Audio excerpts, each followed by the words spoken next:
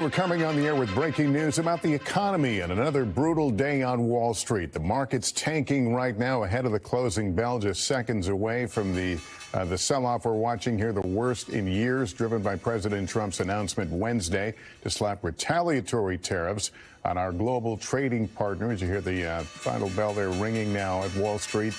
China hitting back today with huge tariffs of its own on goods imported from the U.S.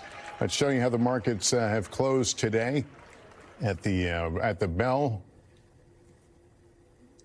Looks like everything's, all three major indexes down about 6%. The S&P 500, the Dow Industrials, and the NASDAQ, again, all hovering right around 6%. Senior business correspondent Christine Romans is with me. Christine, this impact continues to drive stocks downward. Absolutely, and you might take a couple of minutes to actually settle out on these closing numbers because there was such selling into the closing bell, really no let-up, closing near the lows of the day. And that selling is because there's just so much concern and anxiety about what these tariffs and these reciprocal tariffs from the president and then the retaliation from China and other countries will do to all of these businesses. You've also seen the number of people forecasting a recession. JP Morgan saying that the risk of a global recession is now something like 60% if the president continues along these lines. Any kind of company that imports for its business saw huge losses